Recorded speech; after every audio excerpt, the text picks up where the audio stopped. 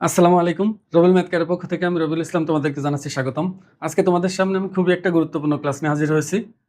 সেটা হলো জ্যামিতির সাধারণ গণিতের ৬ষ্ঠ অধ্যায় নিয়ে। ৬ষ্ঠ অধ্যায়ে ৩টা অনুশীলনী রয়েছে ৬.১, ৬.২, ৬.৩। কিন্তু শুধুমাত্র ৬.৩ করলেই হয়। ৬.১২ এর মধ্যে যেগুলো আছে এগুলো কখনোই পরীক্ষায় আসে না। কিন্তু ৬.১২ এর নিয়মগুলো তুমি যদি না জানো সেক্ষেত্রে উপপাদ্য তুমি প্রমাণ করতে পারবে না। এজন্য আজকে এই চ্যাপ্টারের প্রথম পর্বে আমি তোমাদেরকে যে জিনিসগুলো তুমি না জানলে উপপাদ্য প্রমাণ করতে পারবে না ওই জিনিসগুলো নিয়ে আলোচনা করব। তুমি বলতে পারো এই চ্যাপ্টারের সবথেকে গুরুত্বপূর্ণ হলো আজকে প্রথম পর্ব। কিন্তু এই পর্ব তুমি যদি না বুঝো তাহলে উপপাদ্য তুমি বুঝতে পারবে না। তোমাদের কাছে উপপাদ্য আতঙ্কের নাম শুধুমাত্র একটা কারণেই, সেটা হলো তোমরা বেসিক বুঝো না, বারবার করে তোমরা মুখস্থ করতে যাও, যার কারণে তোমরা বারবার ভুল করো, চেঞ্জ করে দিলে ভুল করো। আমি তোমাদেরকে রিকোয়েস্ট করব তোমরা এই ক্লাসটা মনোযোগ সহকারে দেখো আর বেসিক জিনিসগুলো ভালো করে আয়ত্ত করো। দেখবা যে খুব সহজেই উপপাদ্যগুলো বুঝতে পারবা এবং কিভাবে লিখতে হয় এগুলো ধরতে পারবা। চলো তাহলে আমরা শুরু করি। দেখো, তোমরা অনেকে আছো ক্লাস 6 এর নতুন কারিকুলাম পড়ার কারণে এগুলো সম্পর্কে ধারণা পাও নাই। আমি তোমাদের চেষ্টা করবো যে আমরা যদি কিছুই না জানো, জ্যামিতির যদি কিছুই না জানো তারপরেও বুঝতে পারবে। একদম বেসিক থেকে আমি শুরু করব। অন্ততপক্ষে এই ধারণাগুলো তোমাদের আজকে আমি প্রথম পর্বে দিয়ে নিব। একটু মনোযোগ সহকারে দেখো। এখানে ৩টা জিনিস আছে, একটা হলো রেখা, একটা রশ্মি আর একটা হলো রেখাংশ। এগুলো দিয়ে আসলে কি বোঝায় দেখো। জ্যামিতি শুরু হয় বিন্দু থেকে। যদি এ একটা বিন্দু হয়, এই বিন্দুর কি আছে? শুধুমাত্র অবস্থান আছে। এর শুধুমাত্র অবস্থান আছে, এর কোনো দৈর্ঘ্য নাই, কোনো প্রস্থ নাই, কোনো উচ্চতা নাই। আর দৈর্ঘ্য প্রস্থ উচ্চতাকে আমরা বলি হলো মাত্রা। দেখো, মাত্রা বলতে দৈর্ঘ্য প্রস্থ উচ্চতাকে বোঝানো হয়। দেখো, আমরা অনেক সময় বলি না 3D বা 3 ডাইমেনশনাল, এটা দিয়ে মূলত দৈর্ঘ্য প্রস্থ উচ্চতা বোঝায়। তাই এখানে এই বিন্দু শুধুমাত্র অবস্থান আছে, দৈর্ঘ্য প্রস্থ কিছুই নাই। তুমি বলতে পারো স্যার এটা তো অনেকখানি জায়গা নিয়ে নিচ্ছে। আসলে বিন্দু খুবই ছোট, তুমি যেন দেখতে পারো এই জন্য একটু বড় করে দিয়েছি। এটা যদি তুমি আমি যদি একেবারেই ছোট করি তখন তুমি দেখতে পারবে না। এসে যদি ছোট বানাই তুমি দেখতে পারবে না আর কি। এই জন্য তুমি মনে রাখবে দৈর্ঘ্য প্রস্থ উচ্চতা কিছু নাই। আমি যদি বিন্দুটাকে ছেড়ে দেই, যদি কোনো রাস্তা দিয়ে হাঁটা শুরু করে, মনে করো এইভাবে রাস্তা দিয়ে হাঁটতেছে, তখন যে রাস্তা দিয়ে সে হাঁটলো, যে রাস্তাটা তৈরি হলো, এটাকে আমরা বলি হলো রেখা।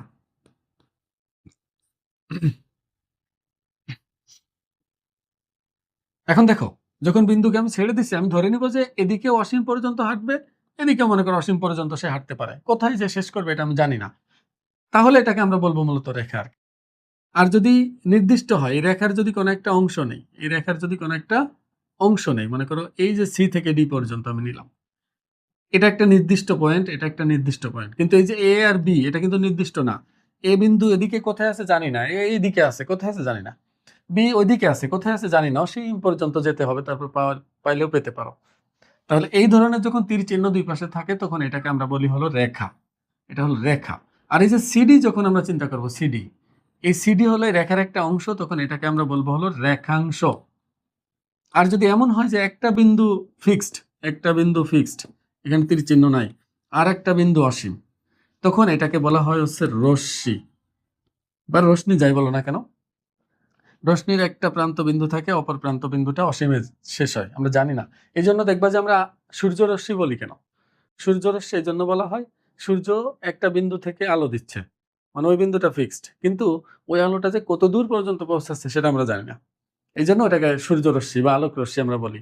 আলো অনেক দূর পর্যন্ত যায়, কিন্তু কত দূর যে শেষ হবে এটা কিন্তু আমরা বুঝতে পারি না। এই জন্য আলোক রশ্মি বলা হয়। এবার দেখো, আমি যে বললাম বিন্দু চলার পথকে বলা হয় রেখা। এখানে বিন্দু যদি এমন করে, এরকম আঁকাবাঁকা যায়, আঁকাবাঁকা রাস্তা দিয়ে যায়, তখন এটাকে বলা হয় হচ্ছে বক্ররেখা। কিন্তু আমাদের কাজ হবে সরল রেখা নিয়ে কাজ। এই জন্য আমি শুধু সরল রেখাগুলো দেখিয়েছি। সরল রেখার একটা অংশকে বলবো রেখাংশ। যদি একটা বিন্দু ফিক্সড থাকে আর একটা বিন্দু অসীম পর্যন্ত চলতে থাকে তখন সেটাকে বলবো হলো রশ্মি। আমি আশা করবো এইগুলো তোমরা বুঝতে পারছো। এখন পরের দেখো, এখন দেখো বিভিন্ন প্রকার কোণ আছে। কোণগুলো কি কি হতে পারে, কোণ কি সেটা আমি তোমাদের বুঝিয়ে দেবো, একটু মনোযোগ দাও। কোণ হলো দুইটা রশ্মি। আমরা কি বলছিলাম, একটা পয়েন্ট ফিক্সড আর একটা পয়েন্ট চলমান, তাহলে একটা রশ্মি। আর এইখানে আর একটা রশ্মি আমরা নিলাম, সেটা হলো সি। এই যে দুইটা রশ্মি পরস্পর একটা বিন্দুতে মিলিত হয়েছে অথবা ছেদ করতে পারে, আমরা ধরলাম মিলিত হয়েছে। তাহলে এখানে যে জিনিসটা উৎপন্ন হলো এটাকে আমরা বলি হলো কোণ। এই জিনিসটা হলো কোণ। এখানে কিন্তু একটা জিনিস বোঝার আছে, তোমরা দেখো, এটা কিন্তু একটা রশ্মি, এটাও কিন্তু একটা রশ্মি। এই বি কোথায় শেষ হয়েছে আমরা জানি না, এই সি কোথায় শেষ হয়েছে আমরা জানি না। তাহলে কেউ যদি এইভাবে লিখে, এটা লিখে যে এটা হলো এ বি, এটা হলো এসি, আরেকজন লিখলে হলো এভাবে, এটা এ বি, এটা এসি। তাহলে যারা বুঝে না তাদেরকে জিজ্ঞেস করলে আমি যদি বলি এটা বড় না এটা বড়, তারা অনেকে বলে এটা বড়, ভাবে যে বাহুগুলো অনেক বড় হয়ে গেছে যার কারণে এটা বড়। কিন্তু না, এটা তোমাদের ভুল ধারণা। মনে রাখবা, কোণ বাড়তে হলে হাটা বড় হতে হবে, কোণ কমতে হলে হাটা কমতে হবে। এরকম বাহু, এটা তো রশ্মি, এটা কোথায় শেষ হবে জানি না, এটা অসীম পর্যন্ত অনন্তকাল চলতে থাকলেও এই কোণের মানের কোনো পরিবর্তন হবে না। এই জন্য তুমি একটা জিনিস মনে রাখবা, কোণ কমতে বা বাড়তে হলে অবশ্যই অবশ্যই এটাকে কমতে হবে অথবা বাড়তে হবে। আরেকটা জিনিস দেখো, এখানে কিন্তু কোণ উৎপন্ন হয় দুইটা, একটা হলো ভিতরে আরেকটা হলো বাহিরে। দেখো এই সাইডে একটা কোণ উৎপন্ন হয়েছে, মানে কোণ দুইটা, এই পাশে একটা কোণ উৎপন্ন হবে, এই পাশে একটা কোণ উৎপন্ন হবে। এই পাশে যে কোণটা উৎপন্ন হয় এটাকে আমরা বলি হলো প্রবৃদ্ধ কোণ। প্রবৃদ্ধ কোণ, এই কোণটা সবসময় 180 ডিগ্রি থেকে বড় হয়। ছোট কোণটাকে আমরা নর্মালি এবিসি নামে রাখি। যেমন দেখো, এটা বিএসি কোণ, এ বিন্দুতে কোণ উৎপন্ন হয়েছে না, তো এটাকে আমরা বিএসি বলি। মনে রাখবা, যে বিন্দুতে কোণ উৎপন্ন হয় এই বিন্দুটাকে বলা হয় হচ্ছে শীর্ষবিন্দু। এগুলো নাম মনে রাখবা, এগুলো আমি যখন উপপাদ্য প্রমাণ করব বারবার বলবো, তুমি তখন বুঝতে হবে তোমাকে। যে বিন্দুতে কোণ উৎপন্ন হয় এই বিন্দুটাকে বলা হয় শীর্ষবিন্দু। আর এই যে একটা রশ্মি আর একটা রশ্মি মিলে কোণটা উৎপন্ন হয়েছে, তাই এখানে মোট 3টা বিন্দু থাকতে পারে। এই যেমন একটা বিএসি, রশ্মি না হলে যে কোণ হবে না এমন কোনো কিছু না। দুইটা রেখা নিয়েও কোণ উৎপন্ন হতে পারে, দুইটা রেখাংশ নিয়েও কোণ উৎপন্ন হতে পারে, এটা সমস্যা না। তা মনে রাখবা, যে বিন্দুতে কোণ উৎপন্ন হয়েছে সেটা সেই মাঝখানে রাখতে হয়। সেক্ষেত্রে আমরা বিএসিও বলতে পারি, সিএবিও বলতে পারি, অথবা শুধুমাত্র এও বলতে পারি। শুধুমাত্র শীর্ষবিন্দু দিয়েও কোণ প্রকাশ করা হয়। যদি আমি শুধু এ বুঝি লিখি তাহলে তুমি এটা বুঝবা, যদি সামনে প্রবৃদ্ধ কথা লিখি তখন তুমি এটা বুঝবা। এটা বুঝে নিতে হবে তোমাকে। তো এখন এই কোণের বিভিন্ন প্রকার আছে, তারপর প্রকারগুলো আমি বলে দিই, তোমরা জানো যে যদিও কোণ কি সেটা আমরা বুঝতে পেরেছি আশা করি। এবার সরল কোণ দেখো, সরল কোণ মূলত যদি কোনো কোণের মান 180 ডিগ্রি হয় তখন সেটাকে আমরা সরল কোণ বলি। সরল কোণ উৎপন্ন হয় কিভাবে, একটা রশ্মির ঠিক বিপরীত ক্রমে আর একটা রশ্মি যদি এইভাবে চলে যায় বিপরীত দিকে, এটা যেদিকে আসে এটা তার বিপরীত দিকে গেলে যে কোণটা উৎপন্ন হবেই মিলিত হওয়ার বিন্দুতে, সেটাকে আমরা বলি হলো সরল কোণ। যেমন এ বি আর এসি, এই দুটা মিলিত হয়েছে একদম একটা আরেকটার বিপরীত, তাহলে এটাকে আমরা বলবো হলো সরল কোণ। আর সরল কোণের মান কত, 180 ডিগ্রি। এবার দেখো লম্ব বা সমকোণ। আমরা জানি কোনো সরলরেখার যে কোনো বিন্দুতে এক সরল কোণ উৎপন্ন হয়। এখন এখানে যদি আমি এই কোণটাকে সমদ্বিখণ্ডিত করি, এই কোণটাকে যদি সমদ্বিখণ্ডিত করি, তাহলে এই যে যেটা আঁকলাম একটা সরলকোণকে সমদ্বিখণ্ডিত করতে, এটা মূলত লম্ব, এটা মূলত লম্ব। আর লম্বটা যেহেতু এক সরলকোণকে দুই ভাগে ভাগ করে, তাহলে এটা 90 ডিগ্রি হয়। একটা লম্ব আঁকলে এখানে কত কোণ উৎপন্ন হয়, কত ডিগ্রি, 90 ডিগ্রি। তো মনে রাখবা, এটা হলো লম্ব, আর এখানে যে কোণটা উৎপন্ন হলো এটাকে বলি আমরা হচ্ছে সমকোণ। সমকোণ মানে হলো 90 ডিগ্রি। এবার আসে সূক্ষ্মকোণে। সূক্ষ্মকোণ হলো যদি কোনো কোণের মান, মনে করে যে এই কোণের মান, একটা কোণ আমি এখানে আঁকলাম, এই কোণটা এই যে সমকোণ অপেক্ষা ছোট, খেয়াল করো, এই যে সমকোণ যতটুকু, এই সমকোণ অপেক্ষা ছোট। দেখো কোণ ছোট না বড় সেটা নির্ণয় করার জন্য কি করতে হয়, শীর্ষবিন্দু থেকে একটা বৃত্তচাপ নিতে হয়, এভাবে চাপ। এখানে যতটুকু ব্যাসার্ধ ঠিক ততটুকু ব্যাসার্ধ নিয়ে এইখানে আর একটা বৃত্তচাপ যদি আমরা নেই, তারপর দেখবো যে এইটার মধ্যবর্তী দূরত্ব আর এই দুইটার মধ্যবর্তী দূরত্বের মধ্যে কে বেশি, এখানে অবশ্যই বেশি, তাহলে এই কোণটা বড় হবে। তার মানে আমি বলতে পারি আমি যে কোণটা এখানে এঁকেছি এটা এক সমকোণ অপেক্ষা ছোট, কিন্তু 0 ডিগ্রি অপেক্ষা কি বড়। তাহলে দেখো এই কোণটা 0 এর বড়, 90 ডিগ্রি থেকে ছোট, তার মানে এটাকে আমরা বলবো হলো সূক্ষ্মকোণ। তার মানে সূক্ষ্মকোণের সংজ্ঞা হলো 0 ডিগ্রির চেয়ে বড় এবং 90 ডিগ্রির চেয়ে ছোট যে কোণগুলো থাকবে সেই কোণটাকে আমরা বলবো হলো সূক্ষ্মকোণ। এরপরে আসে হলো স্থূলকোণ। স্থূলকোণ হলো এই যে সমকোণ আছে না, এই সমকোণ অপেক্ষা বড় যে কোণ, এই সমকোণ অপেক্ষা বড় থাকতে হবে, আর এক সরলকোণ অপেক্ষা তোমার ছোট থাকতে হবে। মানে যদি কোনো কোণ 90 ডিগ্রি অপেক্ষা বড় এবং 180 ডিগ্রি অপেক্ষা ছোট হয়, তাহলে ওই কোণটাকে আমরা বলি হলো স্থূলকোণ। এবার আসে হলো প্রবৃদ্ধ কোণ। প্রবৃদ্ধ কোণ তো আমি বললামই যে 180 ডিগ্রি অপেক্ষা বড়, এই যে এটা 180 ডিগ্রি, 180 ডিগ্রি অপেক্ষা বড় কিন্তু 360 ডিগ্রি অপেক্ষা ছোট যে কোণ আছে সেটাকে আমরা বলি হলো প্রবৃদ্ধ কোণ। আরেকটা আছে হলো পূর্ণকোণ। পূর্ণকোণ হলো যদি 360 ডিগ্রি কোণ উৎপন্ন হয়, এখানে দেখো যদি এমন হয় যে এইটা আছে এখানে আবার আরেকটা রশ্মি এখানে আছে, তাহলে তো এখানে দুইটা কোণ উৎপন্ন হবে। একটা হলো 0 ডিগ্রি, যেটা হচ্ছে এই দুইটার মধ্যবর্তী ভিতরে যেটা আছে, আর এটা বাহিরের দিকে যেটা আছে এটা হলো আরেকটা কোণ। তা এটা যদি আমি 0 ডিগ্রি ধরি, মানে একটার উপর আরেকটা পড়ে আছে, তাহলে বাহিরের পাশে কত হবে, 360 ডিগ্রি হবে না। এই 360° কোণকে বলা হয় পূর্ণকোণ। পূর্ণকোণ। এরপরে আছে হলো, এবার দেখো সন্নিহিত কোণ। সন্নিহিত কোণ হলো যদি দুইটা কোণের মধ্যে একটা কমন বাহু থাকে। দেখো, যদি দুইটা কোণের মধ্যে একটা কমন বাহু থাকে তখন ওই কোণ দুইটাকে আমরা বলি হলো সন্নিহিত কোণ। যেমন দেখো এখানে দুইটা কোণ উৎপন্ন হয়েছে, একটা কোণ একটা কোণ। এখন একটা কোণের নাম হলো বিএসি, আর একটা কোণের নাম হলো সিএডি। সিএডি। এখন আমি যদি কোনোভাবে এই এসি কে মুছে দেই, মনে করো এসি নাই, এখানে এসি নাই, তাহলে দেখবে এই দুইটা কোণের একটা কোণও থাকবে না। বিএসি কোণটাও নাই, সিএডি কোণটাও নাই। তার মানে নিশ্চয়ই দুইটা কোণের মধ্যে একটা বাহু কমন ছিল, এই বাহুটা কমন ছিল। তাই যদি কখনো দুইটা কোণের মধ্যে একটা কমন বাহু থাকে তখন সেই দুইটাকে আমরা পরস্পরের সন্নিহিত কোণ বলতে পারবো। এই দুইটা পরস্পর সন্নিহিত কোণ। তোমার ক্লাস 6 এর বইয়ে কিন্তু এটা এক্সট্রা কথা বলা আছে, সেটা হলো কোণ দুইটা পরস্পর এই যে কমন বাহু বা সাধারণ বাহুর বিপরীত পাশে অবস্থান করে। এটা আমি বলবো যে এটা তোমাদের মুখস্থ রাখার দরকার নাই। এটাই যদি হয় তাহলে তোমরা এই জায়গাগুলোই ভুল করবা।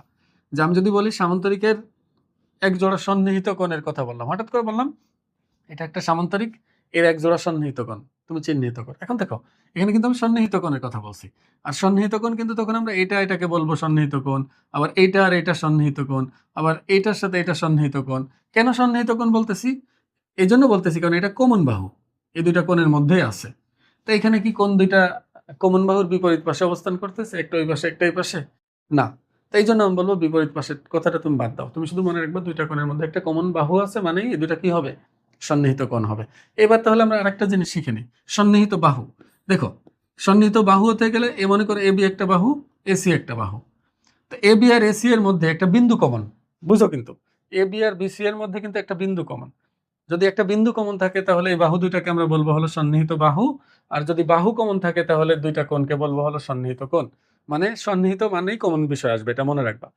আমি আশা করবো তোমরা বুঝতে পারছো। এবার আসে হলো পূরক কোণ। পূরক কোণ হলো, পূরক কোণ কিন্তু একটা কোণ না, এটা মনে রেখো। পূরক কোণ হলো দুইটা কোণ। যদি দুইটা কোণের যোগফল 90° হয় তখন একটাকে আর একটার পূরক কোণ বলে। মানে বিষয়টা এমন, 31° আর 60°, এই দুইটা কোণের যোগফল কত? 90° না? তাহলে এই 30 এবং 60কে পরস্পরের পূরক কোণ বলা হবে। এই মনে করো 10° আর 80°, এই দুইটা কিন্তু পরস্পর যোগ করলে কত হয়? 90° হচ্ছে। তাহলে 10° এর পূরক কোণ হলো 80°, 80° এর পূরক কোণ হলো 10°। 89° এর পূরক কোণ কত হবে তাহলে? 1°। মানে দুইটা কোণের যোগফল 90 হলেই একটাকে আরেকটার পূরক কোণ বলা হবে। আর সম্পূরক কোণ হলো ওই পূরক কোণের মতোই, শুধু 90° জায়গা হবে হলো 180°। 180°। দেখো মনে রাখবা কিভাবে, দেখো পূরক আর সম্পূরক মনে হচ্ছে না? সম্পূর্ণ, সম্পূর্ণ এরকম একটা ভাব আছে এর মধ্যে, মানে এটা বেশি বড় এটা। তাহলে মনে রাখবে এটার মানে হলো দুইটার যোগফল 180°, আর এটার মানে হলো দুইটার যোগফল 90°। যদি কখনো দুইটা কোণের যোগফল 90° হয় তাহলে পরস্পরের পূরক হবে, আর দুইটার যোগফল যদি 180° হয় তাহলে তারা পরস্পরের সম্পূরক কোণ হবে। যেমন তোমাকে যদি বলি যে 50° এর সম্পূরক কোণ কত, তখন তুমি এটা বলবে 130°। মানে এই দুইটার যোগফল কত হতে হবে? 180 হতে হবে। আমি আশা করবো তোমরা এটা বুঝতে পারছো। এখন পরেরটা দেখো। দেখো সমান্তরাল আর সমান এই দুটার মধ্যে পার্থক্য আছে। মনে করো এটা এবি, এটা মনে করো সিডি। এখন এবি যদি 5 সেন্টিমিটার হয় আর সিডিও যদি 5 সেন্টিমিটার হয়, তাহলে আমরা বলি যে এবি আর সিডি হলো সমান। এবি আর সিডি সমান। এখানে কিন্তু এবি আর সিডি সমান্তরাল না, কিন্তু এমন যদি হয় এখানে এবি এটা আর এটা মনে করো এমএন, তো এখানে এবি আর এমএন দেখো ভালো করে, এই দুটা কি সমান দূরত্ব বজায় রেখে চলতেছে রেল লাইনের মতো? মানে এখান থেকে দূরত্ব, এই দূরত্ব, এই দূরত্ব সব সমান না? তাহলে আমি বলতে পারবো এবি আর এমএন পরস্পর সমান্তরাল। এটা হলো সমান্তরালের চিহ্ন। এখন মনে রাখবা সমান্তরাল হওয়ার জন্য কিন্তু সমান হওয়া বাধ্যতামূলক না। যেমন এটা আর এটা সমান্তরাল, এখানে এটা বড় এটা ছোট, সমান্তরাল হয়ে গেছে। কিন্তু এটা দেখো এই সমান্তরালের আরো বৈশিষ্ট্য আছে, এটা যদি উভয় দিকে আমরা বর্ধিত করি তাহলে কখনো একটা আর একটার সাথে মিলবে না বা ছেদ করবে না। কিন্তু যদি সমান্তরাল না হয় তাহলে সমান দূরত্ব বজায় রেখে যাচ্ছে না। দেখো এখানে দূরত্ব যায়, এখানে দূরত্ব তার চেয়ে বেশি, এখানে দূরত্ব আরো বেশি। এটাকে বর্ধিত করে দিলে একটা আর একটার সাথে কোনো না কোনো সময় মিলে যাবে, তাহলে এটা সমান্তরাল ছিল না আর এটা সমান্তরাল। এখন দুইটা বাহু সমান এবং সমান্তরাল দুইটাই হতে পারে অনেক সময়, কিন্তু সমান্তরাল হওয়ার জন্য সমান হওয়া বাধ্যতামূলক না। এখানে মানে একটা গুরুত্বপূর্ণ কথা মনে রাখো, যদি দুইটা রেখা পরস্পর সমান্তরাল হয় তাহলে ওই রেখার যে কোনো অংশ পরস্পর সমান্তরাল থাকবে। যেমন দেখো যদি এই পুরাটা সমান্তরাল হতো তাহলে এই পুরাটা এই অংশেরও সমান্তরাল হবে। এমনকি আমি যদি বলি যে এটুকু মুছে দিব আমি, এই অংশ এই অংশের সমান্তরাল হবে। তার মানে তুমি মনে রাখবা দুইটা রেখা যদি পরস্পর সমান্তরাল হয় তাহলে এর যে কোনো অংশকেও তুমি সমান্তরাল বলতে পারবা। যেমন এটা যদি এবি হয়, এটা যদি সিডি হয়, তাহলে আমি এবি আর সিডি কে সমান্তরাল বলতে পারি। এখন এইখানে যদি আরেকটা নামই থাকে তাহলে আমি ইচ্ছা করলে বি কে সিডি এর সমান্তরাল বলতে পারবো। এটা কিন্তু আমাদের কাজে লাগবে উপপাদ্য প্রমাণের ক্ষেত্রে। আমি আশা করবো তোমরা বুঝছো। এবার দেখো ছেদক। দুইটা রেখা মনে করো সমান্তরাল, সমান্তরাল হতেই হবে এমন কোনো কথা নেই। ছেদক হওয়ার জন্য এটা মনে করো একটা রেখা পরস্পর সমান্তরাল আমি ধরলাম। এদিক দিয়ে যদি কোনো রেখা আমি টানি যেটা দুইটাকেই ছেদ করে গেছে, তখন এ বি আর এটা যদি নাম হয় সিডি আর এটার নাম যদি হয় পি কিউ, তাহলে আমি বলতে পারবো এ বি এবং সিডি এর ছেদক হলো পি কিউ। মানে পি কিউ ছেদক কেন? ছেদ করে গেছে। মনে করো একটা রেখা এটাকে এই রেখাটা নিয়ে চলে গেল, তাহলে বলবো যে এটা এটার ছেদক। তুমি উল্টা করে বলতে পারবা যে এটাকে ছেদ করে চলে গেছে, মানে পার হয়ে অতিক্রম করে চলে গেলেই বলবো ছেদক। আর যদি এমন হয় যে ছেদ করে পার হয়ে যায় নাই, শুধু মিলছে এখানে, তাহলে এটাকে আমরা বলবো হলো মিলিত হওয়া বা স্পর্শ করা। তার মানে ছেদ করার জন্য পার হয়ে এপাশ ওপাশ চলে যেতে হবে, আর মিলিত হওয়ার জন্য শুধু স্পর্শ করলেই হবে এসে। তা আমি আশা করবো ছেদক কি বুঝতে পারছো। দেখো একই সাথে তাহলে এটাও বুঝাই দিই, সমান্তরাল গেল, ছেদক গেল, বিপ্রতীপ কোণ, অনুরূপ কোণ, একান্তর কোণ, এগুলো আমরা বুঝাই দিই। দেখো এই যে দুইটা রেখা মনে করো সমান্তরাল, এখানে আমি দেখো আমি অনেক সময় আসের রেখাংশ আর আমি বলতেছি রেখা, এগুলো তুমি ধরার দরকার নেই, কারণ এটা ভুলে অনেক সময় বলে ফেলি, বলতে যে এটা কখনোই সঠিকভাবে বলা সম্ভব না। কিন্তু তুমি তো চিনতে পারছো কোনটা রশ্মি, কোনটা রেখা, কোনটা রেখাংশ। কিন্তু আমি বললে তুমি এটা, আমি যদি ভুল বলি তুমি শুধরে নিও আর কি। আমি এটা দিলাম আপাতত দুইটা রেখা, আর এটা মনে করো ছেদক, আর একটা রেখা ছেদক। তো এখানে অনেকগুলো কোণ উৎপন্ন হয়েছে। দেখো 1, এটা 2, এটা 3, এটা 4, এটা 5 নাম্বার কোণ, এটা 6 নাম্বার কোণ, নামকরণ করতেছি, এটা 7 নাম্বার কোণ, এটা 8 নাম্বার কোণ। তাহলে এখানে মোট 8টা কোণ এখানে উৎপন্ন হয়েছে, ছোট ছোট 8টা কোণ। আবার দুইটা মিলায় কোণ উৎপন্ন হবে, এগুলো আমি বলতেছি না। তো এইখানে এই যে দুইটা রেখা, যে দুইটা সমান্তরাল রেখা আছে না, এই দুইটা সমান্তরাল রেখার ভিতরে ভিতরে যে কোণগুলো আছে, যেমন 1 নাম্বার কোণ, 2 নাম্বার কোণ, 3 নাম্বার কোণ এবং 4 নাম্বার কোণ, এই কোণগুলোকে বলা হয় হচ্ছে অন্তস্থ কোণ। অন্তস্থ কোণ মানে হলো এরা ভিতরে আছে। আর এই 5, 6, 7, 8 এই যে বাহিরের দিকে, মানে ছেদক দুই, মানে রেখা দুইটার বাহিরে যে কোণগুলো উৎপন্ন হয়েছে এটাগুলোকে বলা হচ্ছে বহিস্থ কোণ। তো এখানে দেখো এই অন্তস্থ কোণগুলোর মধ্যে এই যে জেড শেপের যে কোণগুলো উৎপন্ন হয়, জেড শেপের মানে ছেদকের বিপরীত পাশে, একটাই পাশে একটাই পাশে দেখতে সমান, তাহলে এই কোণগুলোকে বলা হয় হচ্ছে একান্তর কোণ। দেখবা জেড শেপ, মনে রাখবা জেড শেপের যে কোণগুলো চিপার মধ্যে থাকবে, উল্টা জেডও হইতে পারে, এটা কোনো সমস্যা নেই। আবার এন শেপের হইতে পারে, এন জেড, এগুলো দেখতে একই রকম। তো এই যে চিপার মধ্যে যে কোণগুলো উৎপন্ন হবে এগুলোকে আমরা বলবো হলো একান্তর কোণ। আর একান্তর কোণগুলো সবসময় কিন্তু সমান হয়, এটা মাথায় রাখবা। তার মানে আমি বলতে পারি 1 নাম্বার আর 4 নাম্বার কোণের মান সমান, 2 নাম্বার এবং 3 নাম্বার কোণের মান সমান, কারণ এই দুটো একান্তর কোণের মতো। দেখো এই যে অনেকটা জেড শেপের মতো, এই যে। একইভাবে বাহিরের এটাও তুমি ইচ্ছা করলে একান্তর কোণ বলতে পারবা, কিন্তু আমাদের উপপাদ্য করার সময় বাহিরে বাহিরে আসলে থাকে না, খুব সহজ থাকবে, এরকম এত বেশি ভেজাল থাকবে না। ওগুলো দেখলে আমরা বুঝতে পারবো কোনটা একান্তর কোনটা বিপ্রতীপ। এবারে খেয়াল করো অনুরূপ কোণটা, খেয়াল, বিপ্রতীপ তো দেখেনি। আচ্ছা, বিপ্রতীপ কোণ হলো একটা কোণের বাহু দুইটাকে পিছের দিকে বর্ধিত করলে আরেকটা যে কোণ উৎপন্ন হয়, এই কোণটাকে, এই কোণটার বিপ্রতীপ কোণ বলা হয়। মনে হয় না এখানে যদি আমি একটা আয়না দেই তেমন হবে, এটার ছবি উঠছে এখানে, এটার প্রতিবিম্ব এখানে, তা এইটাকে এটার বিপ্রতীপ কোণ বলা হবে। বিপ্রতীপ কোণ কেমন উৎপন্ন হয়? কোন কোণ যে দুইটা রেখা দ্বারা উৎপন্ন হয়, ওই দুইটা রেখা বা রেখাংশকে আমি যদি পিছের দিকে বর্ধিত করি, তাহলে এই দিকে আর যে কোণটা উৎপন্ন হয়ে যাবে, এই দুইটা কোণকে বলবো আমরা হলো বিপ্রতীপ কোণ। আর বিপ্রতীপ কোণগুলো পরস্পর সমান হয়। মনে রাখবা বিপ্রতীপ কোণ উৎপন্ন হবে একটা রেখার একটা ছেদ করার ফলে। যেমন এই দুটা ছেদ করছে, তাহলে এখানে বিপ্রতীপ কোণ উৎপন্ন হবে। এই কোণটার কি হবে? বিপ্রতীপ কোণ হবে। এবার দেখো অনুরূপ কোণটা বলিনি। অনুরূপ কোণ হলো এটা দেখতে একই রকম, অনুরূপ মানে তুমি আলাদা করতে পারবে না। দেখো 6 নাম্বার আর 4 নাম্বার কোণ, আমি যদি পুরোটা ঢেকে শুধু ওই অংশ দেখাই, আর এদিকে ঢেকে যদি এই অংশ দেখাই, তীর চিহ্ন যদি এখানেও দিয়ে দিই, তুমি আলাদাই করতে পারবে না। মনে হচ্ছে যে একই দিকে বাঁকা হয়, একই রকম আছে। ছেদকের একই পাশে, দেখো ছেদকের একই পাশে দুইটা কোণ উৎপন্ন হয়েছে। তাহলে এই কোণগুলোকে আমরা অনুরূপ কোণ বলবো। আর অনুরূপ কোণগুলো পরস্পর সমান হয়। মানে সোজা কথা হলো দুইটা রেখা যদি সমান্তরাল হয়, এদের যে কোনো ছেদক যদি থাকে, দেখো এই দুইটা দেখতে একদম একই রকম, তাহলে আমি বলবো এটা অনুরূপ কোণ। আবার দেখো এই দুইটা দেখতে একই রকম, এই দুইটা, তাহলে এই দুইটাকে আমরা বলবো অনুরূপ কোণ। আবার দেখো এই কোণটার এই পাশের কোণটা, এই যে এই পাশের কোণটা আর এই পাশের কোণটা, এটাও দেখতে একই রকম, এই দুইটাকে আমরা বলবো হলো অনুরূপ কোণ। মানে অনুরূপ কোণগুলো সবসময় ছেদকের একই পাশে উৎপন্ন হয়, ছেদকের এক সাইডে থাকে, দেখো ওই পাশে অথবা এই পাশে। তা আমি আশা করবো তোমরা অনুরূপ কোণ, একান্তর কোণ বা বিপ্রতীপ কোণগুলো চিনতে পারবে, কারণ এগুলো খুবই কাজে লাগবে প্রমাণের ক্ষেত্রে। আর অনুরূপ কোণ, একান্তর কোণ বা তোমার বিপ্রতীপ কোণগুলো পরস্পর কিন্তু সমান হয়, এটা মাথার মধ্যে ঢুকায় রাখো। এবার দেখো, এবার আমরা শিখবো হলো ত্রিভুজের প্রকারভেদ। ত্রিভুজ এর প্রকারভেদ দুই ভাবে হিসাব করা হয়, একটা হলো কোণ ভেদে আর একটা হলো বাহু ভেদে। বাহু ভেদে মানে বাহুর উপর নির্ভর করে আর কোণের উপর নির্ভর করে। কোণের উপর নির্ভর করে ত্রিভুজ হয় তিন রকম। এক নম্বরে হলো সূক্ষ্মকোণী ত্রিভুজ, দুই নম্বরে হলো স্থূলকোণী, আর তিন নম্বর হলো সমকোণী। সমকোণী দেখো, সূক্ষ্মকোণী হলো তিনটি কোণ সূক্ষ্মকোণ, তিনটি কোণ সূক্ষ্মকোণ, তিনটা সূক্ষ্মকোণ। স্থূলকোণ হলো একটি কোণ স্থূলকোণ, সমকোণ হলো একটি কোণ সমকোণ। মনে রাখবা, যদি কোনো ত্রিভুজের একটা কোণ সমকোণ হয় তাহলে সেটাকে বলবো আমরা সমকোণী ত্রিভুজ, এই যেটা একটা কোণ সমকোণ। স্থূলকোণ হলো যদি একটা কোণ স্থূলকোণ হয় 90 ডিগ্রি অপেক্ষা বড়, তখন সেটাকে বলবো স্থূলকোণী ত্রিভুজ। আর সূক্ষ্মকোণী ত্রিভুজের তিনটা কোণই সূক্ষ্মকোণ হয়, সেটাকে বলবো আমরা হলো সূক্ষ্মকোণী ত্রিভুজ। এবার আসে হলো বাহুভেদে। বাহুভেদেও ত্রিভুজ তিন প্রকার। একটা হলো সমবাহু, যদি সবগুলো বাহু সমান হয় সেটাকে আমরা বলি হলো সমবাহু। আর যদি দুটি বাহু সমান হয় তাহলে সেটাকে বলে হলো সমদ্বিবাহু, যেমন এটাকে আমরা বলবো হলো সমদ্বিবাহু ত্রিভুজ।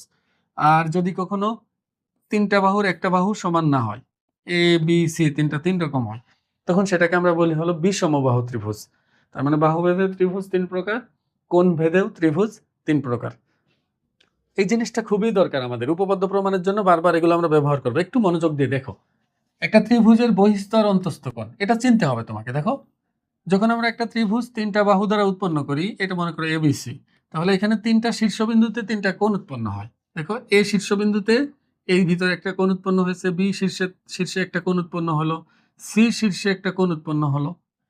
তাহলে এই যে যে কোণগুলো আছে ভিতরে, এগুলোকে বলা হয় অন্তঃস্থ কোণ, এগুলোকে বলা হবে অন্তঃস্থ কোণ।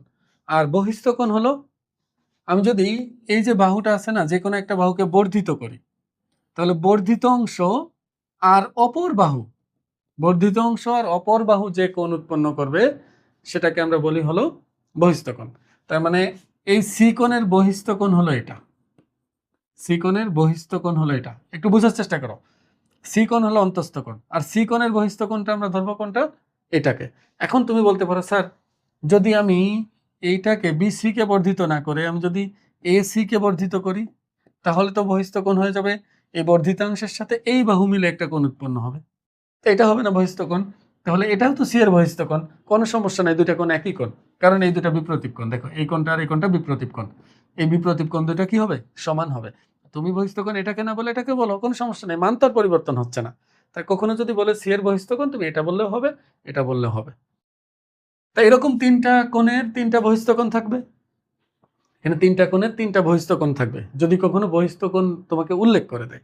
তো এখানে আর একটা জিনিস খেয়াল করো, এটা মনে করো একটা বহিঃস্থ কোণ, এই বহিঃস্থ কোণের সন্নিহিত অন্তঃস্থ কোণ এটা বুঝো। কিন্তু আমি সন্নিহিত কোণ কি বলেছিলাম, যদি দুইটা কোণের একটা কমন বাহু থাকে, এই যে দুইটা কোণ, এই দুইটা কোণের একটা কমন বাহু আছে, তাহলে একটাকে আর একটার কি কোণ বলবো, সন্নিহিত কোণ বলবো। তাহলে বলো তো, এটা কমন বাহু না এই কোণের এবং এই কোণের, তাহলে এটা এটার সন্নিহিত কোণ, এটা বহিঃস্থ এটা অন্তঃস্থ, তাহলে এই বহিঃস্থ কোণের এটা হবে সন্নিহিত অন্তঃস্থ কোণ, আর বাকি দুইটা হলো বিপরীত অন্তঃস্থ কোণ, এটা মনে রাখবা। এটা সন্নিহিত অন্তঃস্থ কোণ, এটা হলো বিপরীত অন্তঃস্থ কোণ, এটা আমাদের কাজে লাগবে। আমি যদি এটাকে বর্ধিত করি, তাহলে এই যে বহিঃস্থ কোণটা উৎপন্ন হলো না, এই বহিঃস্থ কোণের সন্নিহিত অন্তঃস্থ কোণ এটা, আর বিপরীত অন্তঃস্থ কোণ হলো এই দুটা। এখন এখানে কিছু উপপাদ্য আছে, আমি বলে দিই তোমাদের, যদিও সামনে আমরা প্রমাণ করব। এই যে বহিঃস্থ কোণের মান না, এই বিপরীত অন্তঃস্থ কোণ দ্বয়ের যোগফলের সমান হয় সব সময়। আবার এটার মান এটা অপেক্ষাও বড় হয়, এটার মান এটা অপেক্ষাও বড় হয়, মানে এটা এমন একটা কোণ যার সমান হওয়ার জন্য এই দুইটাকে যোগ করা লাগতেছে। তাহলে এ একা কি কখনো এর সমান বা বড় হতে পারবে, পারবে না। তাহলে এ একা বড় হবে এর থেকে, আবার এ একা এর থেকেও বড় হবে। এগুলো মনে রাখবে, এগুলো অনেক কাজে দিবে। এটা আমার প্রমাণও করবো, পরবর্তীতে দেখবা প্রমাণ করে দিব। আমি আশা করবো এতটুকু বুঝতে পারছো অন্তঃস্থ কোণ বহিঃস্থ কোণের বিষয়। এবার আমরা এই যে উপাপাদ্যগুলো, এগুলো যদিও ক্লাস 7-এ বা 6-এও প্রমাণ করছি আমরা অনেকেই, খুব সম্ভবত 7-এই ছিল, একটা ত্রিভুজের তিন কোণের সমষ্টি দুই সমকোণ, এটা প্রমাণ। তাই এটার প্রমাণ আমি করাই দিব না, আমি শুধু বলবো এগুলো মুখস্থ রাখো, এগুলো তোমার প্রশ্নটা, এটাকে বলা হয় উপপাদ্য। দেখো, এটা উপপাদ্য, তোমরা ভুল বুঝো। দেখো তোমরা মনে করো যে ওই যে 1 পৃষ্ঠা 2 পৃষ্ঠা ধরে উপপাদ্যের প্রমাণ করছে না, ওই পুরাটা মনে করো উপপাদ্য না। উপপাদ্য হলো এই লাইনটা, আর ওইটা যে আমরা এত কিছু করি ওইটা হলো উপপাদ্যের প্রমাণ করার জন্য এগুলো করি। মানে এই উপপাদ্যটা যে সত্য এটা প্রমাণ করি আমরা এত বড় করে, কিন্তু উপপাদ্য এটাই। এখন আমার এই উপপাদ্যটা কি, যে একটা ত্রিভুজের 3 কোণের সমষ্টি কত হবে, 2 সমকোণ হবে। চাও আমি এটা প্রমাণ তোমার দেখাই দিই, কিন্তু লিখে দিব না, আমি শুধু বুঝাই দিব, লিখে দিব না। দেখো আমি প্রমাণ করতে চাচ্ছি এ কোণ, বি কোণ এবং সি কোণের যোগফল কত, 180 ডিগ্রি বা 2 সমকোণ। এটা প্রমাণের 2-3টা পদ্ধতি আছে। সবচেয়ে সহজ যেটা, সেটা হলো যে বিসি দেখছো না, বিসি এর সমান্তরাল করে এ বিন্দুতে একটা রশ্মি টেনে দিই। রশ্মি বা রেখাংশ যাই বলো না কেন, এটা মনে করো ডি, এটা মনে করো ই। দেখো আমি কিন্তু এটা সমান্তরাল করে রাখছি। আমরা একটু আগেই দেখছি এক জোড়া বাহু যদি সমান্তরাল হয় আর এদের যদি ছেদক থাকে, তাহলে এইটা জেড শেপ তৈরি হয়, যে এটা একান্তর কোণ হয়। মানে এই কোণের মান যা, এই কোণের মান তাই হবে। আবার যদি এদিকে ছেদক থাকে, এদিকে যদি ছেদক দেই, তাহলে এই দুইটা কোণও কি হবে, সমান হয়ে যাবে। তাহলে দেখো আমি যদি নামকরণ করি, এটা এক্স কোণ, এটা ওয়াই কোণ, আর এটা মনে করো জেড কোণ। আমি প্রমাণ করতে চাচ্ছি এক্স ওয়াই আর জেড এর যোগফল হচ্ছে 180 ডিগ্রি। আমি এটা সমান্তরাল করে রাখছি। দেখো এটা সমান্তরাল করে, এটা ছেদক, তাহলে এটা এক্স হলে এটা এক্স হবে, কারণ এটা একান্তর কোণ। একইভাবে এটা ছেদক হলে এটা আর এটা সমান হবে, কারণ এই দুটাও একান্তর কোণ। এখন এই পুরাটা কত বলো তো, এই পুরাটা 180 ডিগ্রি, কারণ সরল কোণ। আর এই পুরা কোণটা 3টা পার্টে ভাগ হয়েছে, এটা এক্স, একটা জেড, একটা ওয়াই। তাহলে আমি বলতে পারি এক্স ওয়াই আর জেড যোগ করলে আসলে 180 ডিগ্রি হচ্ছে। তাহলে অবশ্যই এক্স ওয়াই জেড যোগ করলে 180 ডিগ্রি হবে। তোমরা নাম দিয়ে দিবা আর কি, নাম সহ প্রমাণ করবা। তোমাদের আসবে না, কারণ 9-এ কখনো এগুলো পরীক্ষা আসে না, এটা জানতে হবে, আমাদের জানলেই হবে। এরপরেরটা দেখো, দেখো ত্রিভুজের বিভিন্ন অংশ আছে, এই অংশগুলো সম্পর্কে আমাদের ধারণা রাখতে হবে। দেখো আমরা শুধু মনে করি ত্রিভুজের 3টা কোণ আছে, 3টা বাহু আছে, আর কিছু নাই, এটা ভাবি না, আরো অনেক কিছু আছে। একটু খেয়াল করো, দেখো এই যে এবিসি আমি দিলাম না, আমি একটু আগেই বলেছি যে এ বিন্দু, বি বিন্দু, সি বিন্দু, 3টা বিন্দু যোগ করে তো একটা ত্রিভুজ উৎপন্ন হয়েছে। তা এ বিন্দু, বি বিন্দু, সি বিন্দুকে বলা হয় শীর্ষবিন্দু। তাহলে আমি বলতে পারি একটা ত্রিভুজের 3টা শীর্ষবিন্দু থাকে, 3টা শীর্ষবিন্দু। আর এই যে বাহুগুলো আমরা সবাই চিনি, 3টা থাকে হলো বাহু, 3টা থাকে হলো কোণ, এটা আমরা জানি। প্রত্যেকটা শীর্ষবিন্দুতে একটা করে কোণ উৎপন্ন হয়, তাহলে 3টা থাকে কোণ। এটাও আমরা শিখছি যে একটা ত্রিভুজের বহিস্থ কোণও থাকে, যে বহিস্থ কোণ, এটা আমি লিখতেছি না, এরকম বাহুকে বর্ধিত করলে এরকম বহিস্থ কোণ পাওয়া যায়। আর এগুলো আমার দরকার নেই, এগুলো আমি লিখবো না, আমার মেন কাজে যেগুলো লাগবে সেগুলো আমি দেখাই। একটা ত্রিভুজের দেখো, এই যে 3টা বাহুর 3টা মধ্যবিন্দু আছে না, এই বাহুর মধ্যবিন্দু মনে করো এই পি, এই বাহুর মধ্যবিন্দু মনে করো কিউ, আর এই বাহুর মধ্যবিন্দু মনে করো আর। তাহলে এই মধ্যবিন্দুগুলো যদি আমি যোগ করি আর যদি কোনো ত্রিভুজ উৎপন্ন হয়, এই ত্রিভুজকে বলা হয় হলো পাদ ত্রিভুজ। এই যে পি কিউ আর যে ত্রিভুজ, এটাকে পাদ ত্রিভুজ বলা হয়। আর এটার ক্ষেত্রফল সবসময় যে বড় ত্রিভুজটা আছে না, তার 4/1 হয় সবসময়ের জন্য। তুমি যদি ত্রিভুজের মধ্যবিন্দুগুলো যোগ করো, যে ত্রিভুজ উৎপন্ন হবে এই ত্রিভুজের ক্ষেত্রফল সবসময় পুরা ত্রিভুজের 4/1 হবে। আরো মজার কথা হলো, এখানে দেখবা যে মধ্যবিন্দুগুলো যোগ করলে এখানে সমান ক্ষেত্রফল বিশিষ্ট 4টা ত্রিভুজে ভাগ হয়। এটা সবসময়, এটা ভবিষ্যতে শিখতে পারবো, তুমি শুধু জেনে রাখো। এখন আমার এটা শেখানো মূল উদ্দেশ্য না, আমার উদ্দেশ্য হলো শীর্ষবিন্দু থেকে যে মধ্যবিন্দু আছে না, এই মধ্যবিন্দু পর্যন্ত যদি আমরা যোগ করি, তাহলে এগুলোকে বলা হয় মধ্যমা। এগুলোকে এক একটা মধ্যমা বলা হয়। তাহলে একটা ত্রিভুজের শীর্ষ যেহেতু 3টা, আবার মধ্যবিন্দু যেহেতু 3টা, তাহলে এখানে আমি 3টা মধ্যমা পাবো। এই একটা মধ্যমা, এই শীর্ষ থেকে বিপরীত বাহুর মধ্যবিন্দু যোগ করলে একটা মধ্যমা, এটা থেকে এটা যোগ করলে এটা একটা মধ্যমা। তাহলে এখানে আসলে আমি মোট 3টা মধ্যমা পাবো, 3টা মধ্যমা পাবো। মধ্যমা নিয়ে আরো অনেক কিছু আছে, মধ্যমা নিয়ে তুমি ভবিষ্যতে আরো শিখতে পারবে। দেখো মধ্যমাগুলো যে বিন্দুতে ছেদ করছে, 3টা মধ্যমা, এটাকে বলা হয় ভর কেন্দ্র। ভর কেন্দ্র হলো এটা এমন একটা কেন্দ্র, যদি কার্ডবোর্ড দিয়ে ত্রিভুজটি আমি তৈরি করি, কার্ডবোর্ড দিয়ে, তাহলে এইখানে যদি আমি কোনো কিছু একটা দিয়ে এভাবে রাখি, তাহলে ত্রিভুজটা একদম রয়ে যাবে এইভাবে। মানে এই ত্রিভুজের সকল ভর এই বিন্দুতে পুঞ্জীভূত। মনে রাখবে, পৃথিবীর সকল বস্তুরই একটা ভরকেন্দ্র থাকে। তুমি যদি কোনো ভরকেন্দ্রটা ঠিকভাবে রাখতে পারো, তো ওটা স্থির থাকবে, কোথাও পড়বে না। যেমন এটা ভরকেন্দ্রে আমি রাখতে পারছি আঙুলটা, এই জন্য এটা রয়ে গেছে, পড়ে নাই। কিন্তু আমি ভরকেন্দ্র সরিয়ে যদি এদিকে রাখতে চাই, তা পড়ে যাবে টুপ করে এটা। তা ভরকেন্দ্র খুবই গুরুত্বপূর্ণ, এটা ফিজিক্সের জন্য খুবই গুরুত্বপূর্ণ। কিন্তু এখন আমাদের শুধু ত্রিভুজের ভরকেন্দ্র জানলেই চলবে। আর ত্রিভুজের ভরকেন্দ্র দেখো, এই যে আমি মধ্যমাগুলো যোগ করছি, এখানে মোট কয়টা ত্রিভুজে বিভক্ত হয়েছে, 1 2 3 4 5 6টা। মজার বিষয় হলো এই ছোট ছোট 6টা ত্রিভুজের ক্ষেত্রফল সমান। এগুলো প্রমাণ করা যায়। এখন প্রমাণ করতে গেলে অনেক সময় চলে যাবে। আমি শুধু তথ্যগুলো জানাচ্ছি যেন তুমি মনে রাখতে পারো, উপপাদ্যগুলো বুঝতে পারো। এই জন্য পরবর্তীতে কোনো সময় এটা যখন সামনে আসবে, শুধু একটা জিনিস নিয়ে আলোচনা করবো, তখন আমি এটা শিখিয়ে দেবো। তাহলে প্রত্যেকটা অংশের ক্ষেত্রফল সমান হবে। এই প্রত্যেকটা পার্ট তুমি হিসাব করবে যে প্রত্যেকটার ক্ষেত্রফলই সমান হবে। আর এই যে ভরকেন্দ্রটা না, এই মধ্যমাকে 2:1 ভাগ করে। মানে শীর্ষ থেকে ভরকেন্দ্র পর্যন্ত যদি 2 একক হয়, তাহলে ভরকেন্দ্র থেকে বিপরীত বাহুর মধ্যবিন্দু পর্যন্ত হবে হচ্ছে 1 একক। তার মানে 2:1 অনুপাতে ভাগ করে। এর মানে হলো এইটুকু যদি 5 হয়, এটুকু হবে 2.5, এটুকু 10 হলে এটুকু হবে 5। মানে এখানে যা থাকবে এখানে তার অর্ধেক থাকবে। আমি আশা করব মধ্যমা সম্পর্কে ধারণা পেয়েছো। এখন আমরা যাই হলো তোমার উচ্চতা। দেখো, আমরা কিন্তু ছোটবেলা থেকেই জানি একটা ত্রিভুজের ক্ষেত্রফল হলো হাফ ইন্টু ভূমি গুণ উচ্চতা। হাফ ইন্টু ভূমি গুণ উচ্চতা ক্ষেত্রফল পাওয়া যায়। কিন্তু অনেকেই মনে করে যে ভূমি এটা। যে মনে করে সে ভুল মনে করে না, ঠিক আছে। তুমি এটাকে ভূমি ধরতে পারবা, কোনো সমস্যা নেই। তাহলে তোমাকে অবশ্যই এই ভূমির উপর বিপরীত শীর্ষ থেকে লম্ব টানতে হবে। যে লম্বটা পাবা এটাকে ধরবা হলো উচ্চতা। তার মানে এটাকে যদি আমি ভূমি ধরি, B1 মনে করে ধরলাম, তাহলে অবশ্যই উচ্চতা H1 নিতে হবে। তাহলে ক্ষেত্রফল হবে B1 ইন্টু H1। এখন কেউ যদি চায় যে এটাকে সে ভূমি ধরবে, কোনো সমস্যা নেই, সে ধরতে পারবে। কিন্তু শর্ত হলো এই B2 কে সে যদি ভূমি ধরতে চায়, তাহলে অবশ্যই এই শীর্ষ থেকে এই বাহুর উপর অঙ্কিত যে লম্ব আছে না, এটাকে আমি ধরলাম H2।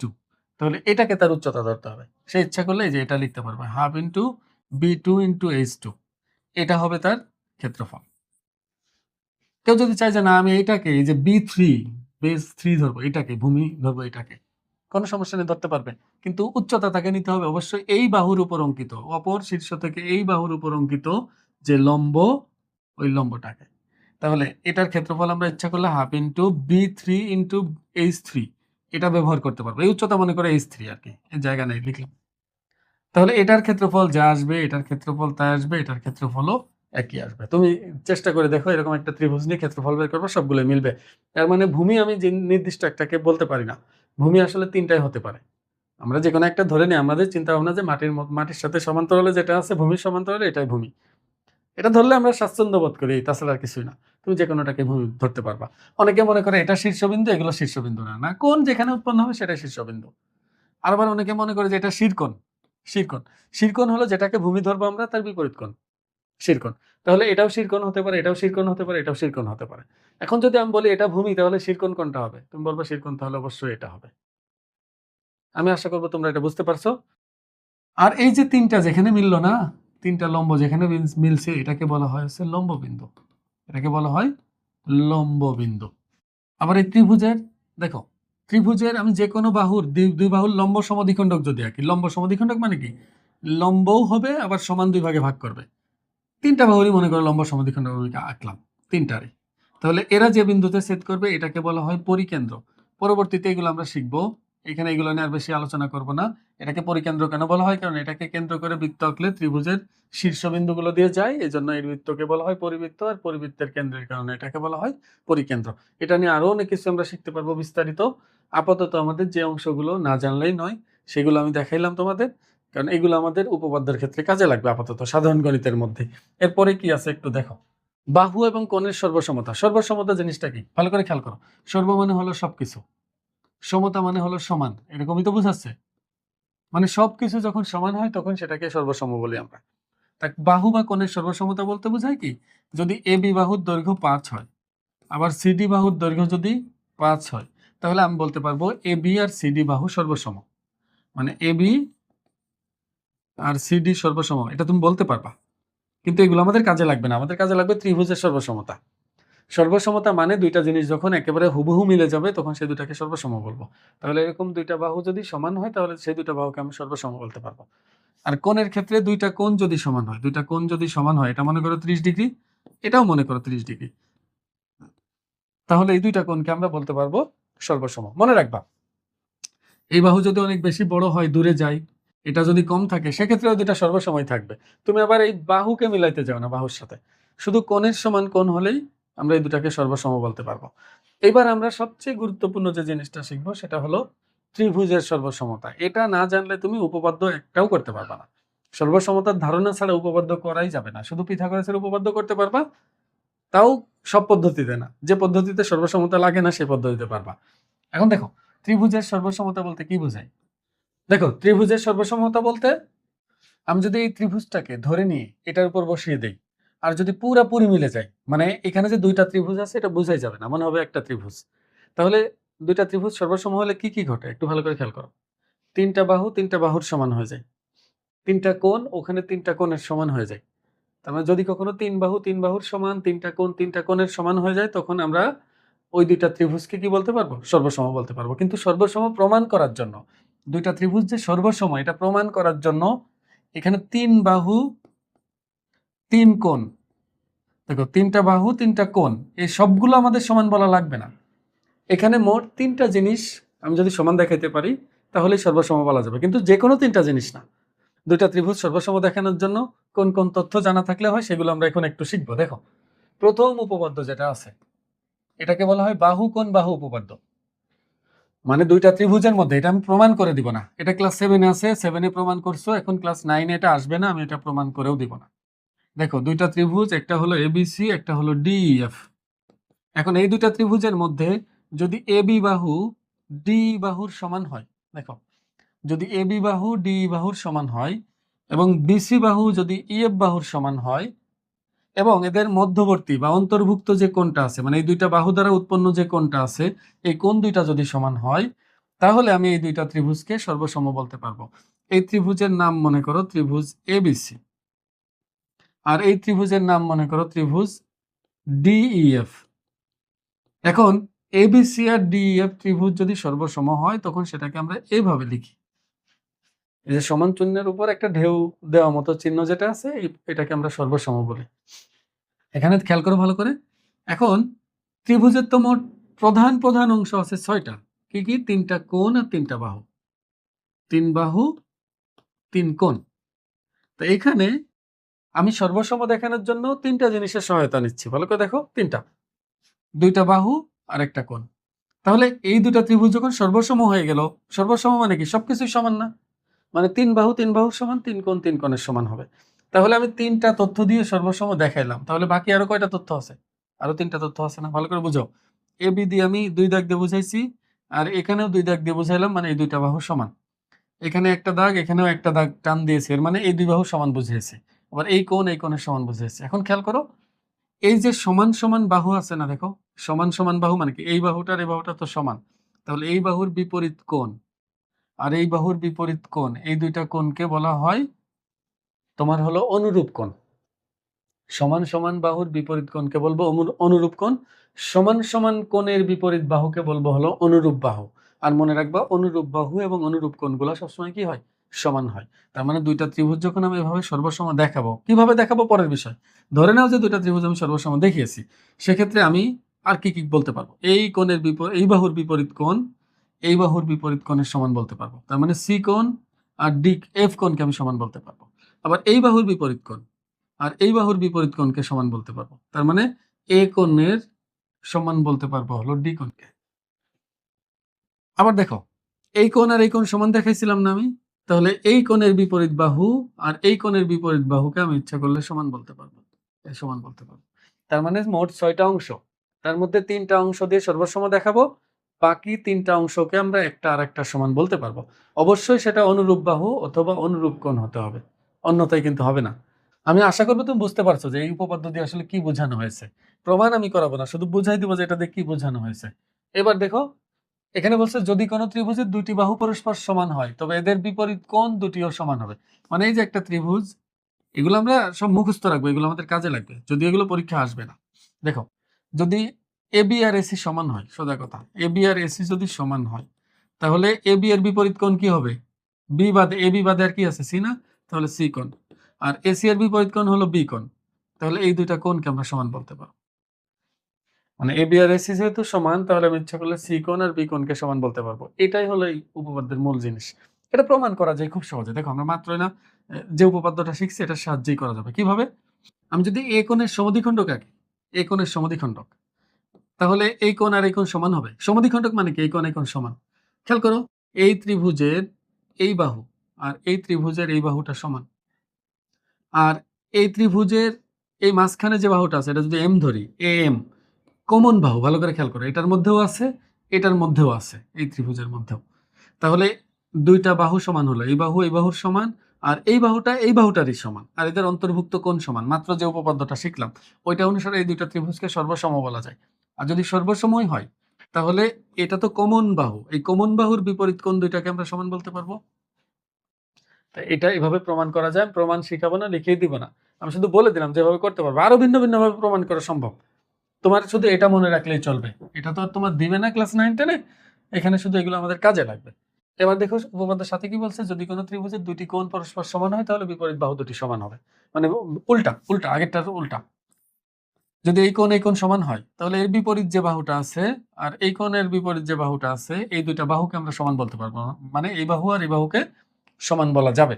আমি আশা করবো এটা বুঝতে পারছো। এগুলো মনে রাখবে, এগুলো আমরা উপপাদ্য মধ্যে বারবার ব্যবহার করবো। এগুলো পরীক্ষায় কখনোই আসবে না, এগুলো ক্লাস 7-এ আসে, তোমার 9-10-এ আসে না। এগুলো শুধু মুখস্থ রাখলে হবে। কেউ যদি প্রমাণ শিখতে চাও এগুলো সবই ক্লাস 7-এর বইয়ে তুমি পাবে, ওখান থেকে দেখে নিও, সমস্যা নেই। এটা আমি করে দিয়ে সময় নষ্ট করবো না। 8 নম্বরটা দেখো, বলছে বাহু বাহু বাহু উপপাদ্য, মানে দুইটা ত্রিভুজের যদি তিনটা বাহু পরস্পর সমান হয়, মানে আমি এবিসিডির নাম দিচ্ছি না, দেখো এক দাগ দিয়ে বোঝাবো সমান, এটা এটা সমান, এই বাহু আর এই বাহু মনে করো সমান, আর এই বাহুটা আর এই বাহুটা মনে করো সমান, তাহলে আমি বলতে পারবো এই দুইটা ত্রিভুজ সর্বসম। আর যখনই দুইটা ত্রিভুজ সর্বসম হবে তখনই আমি এই কোণটা এই কোণটা সমান বলতে পারবো, কারণ সমান সমান বাহুর বিপরীত কোণ সমান হয়।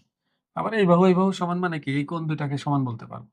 আবার এই বাহুটার সমান মানে হলো এই কোণটাকে এই কোণটার সমান বলতে পারবো, সর্বসম দেখানোর পর আর কি। তুমি মনে রাখবা, তিনটা বাহু যদি পরস্পর সমান হয় তাহলে ওই দুইটা ত্রিভুজকে আমরা কি বলতে পারি, সর্বসম বলতে পারি। এবার দেখো কোণ বাহু কোণ, এই একটা ত্রিভুজ, এই একটা ত্রিভুজ, এটা কিন্তু একটা, মানে অনেকে একটা প্যাচ লাগায়, একটু ভালো করে খেয়াল করো, এবিসি এখানে ডিইএফ, এখানে বলা হয়েছে যে তুমি দুইটা কোণ সমান দেখাবা, একটা বাহু সমান দেখাবা।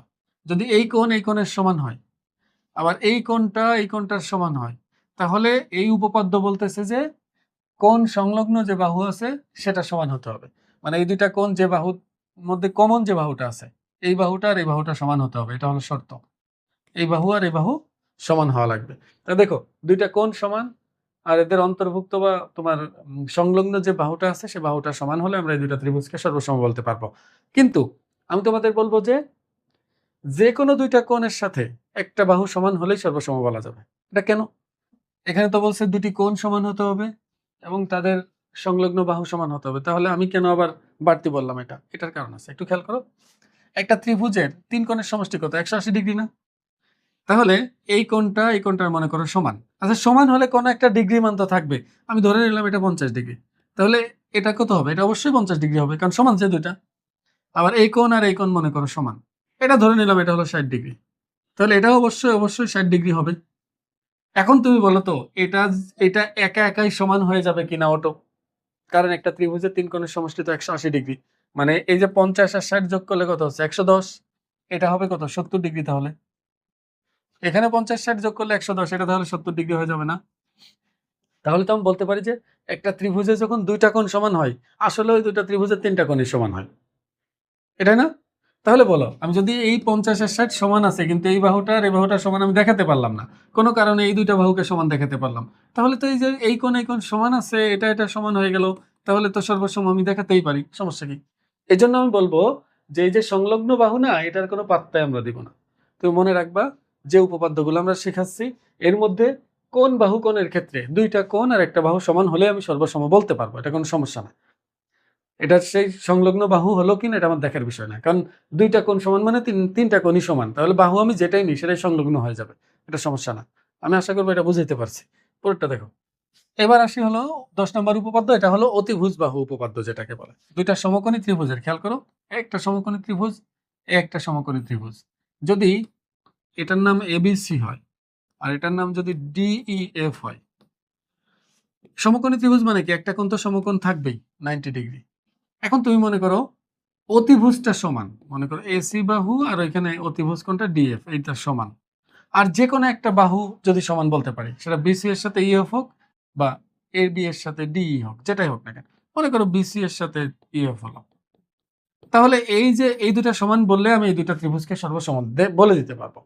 এটা অনেকে বিভ্রান্ত হয়, অনেকে মনে করে যে স্যার আমরা তো একটা উপপাদ্য শিখছি, বাহু কোণ বাহু উপপাদ্য, মানে দুইটা বাহু সমান আর একটা কোণ যদি সমান হয় তাহলে সেটাকে আমরা সর্বসম বলতে পারি, মানে কোণটা অবশ্যই অবশ্যই এই দুইটা বাহু দ্বারা উৎপন্ন হতে হবে, এখানে শর্ত ছিল।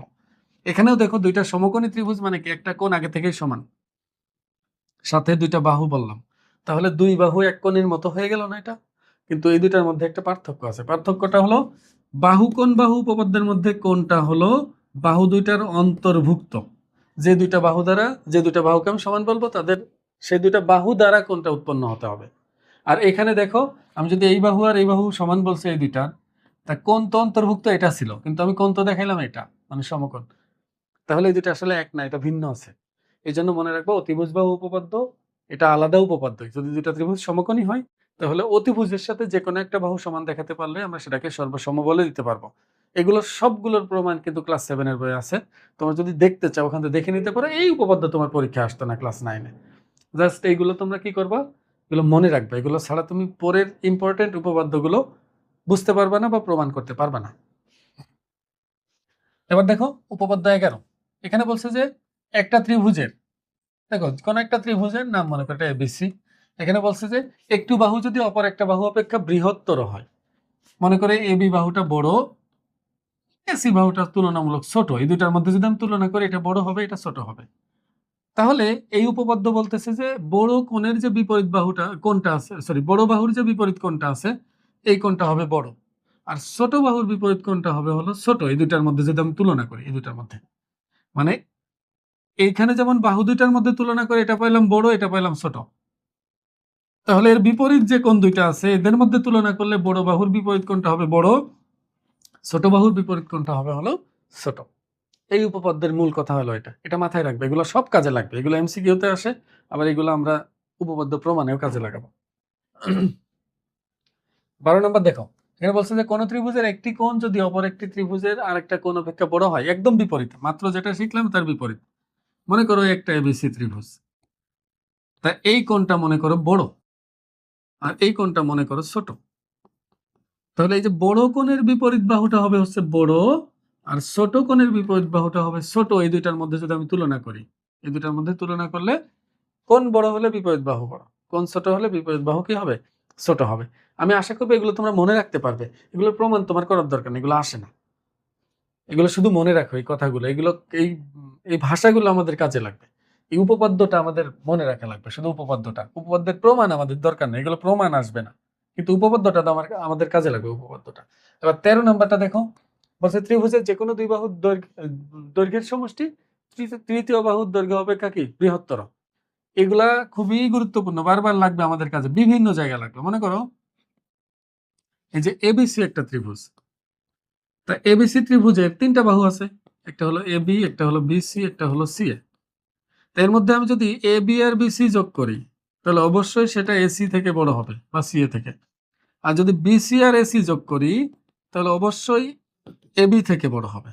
আবার যদি আমি এবি আর এসি যোগ করি, এবি আর এসি, তাহলে অবশ্যই সেটা বিসি থেকে বড় হবে। তার মানে এখানে যে কোনো দুই বাহু যোগ করলে যোগফলটা 3 নাম্বার বাহু থেকে বড় হবে। এগুলোর প্রমাণ খুবই সহজ, তুমি দেখতে চাইলে দেখে নিও, কিন্তু যেহেতু পরীক্ষা এগুলো আসবে না আমি এগুলো দেখাবো না, প্রমাণ দেখাবো হলো 14 নম্বর থেকে। এরপরেরটা খুবই ইম্পর্টেন্ট, এটা আমি পুরোটাই সমাধান করে দিব বা প্রমাণ তোমাদের করে দিব। আজকের ক্লাসে এই পর্যন্ত, এই ক্লাসটা আমি যা যা বলছি এগুলো তুমি যদি মনে রাখতে পারো তোমার কাছে উপপাদ্য সহজ হতে বাধ্য। যখন উপপাদ্য প্রমাণ করে দিব বা আমি লিখবো তখন দেখবে খুব সহজেই তোমরা বুঝতে পারবে। আজকে তাহলে এই পর্যন্তই। আসসালামু আলাইকুম।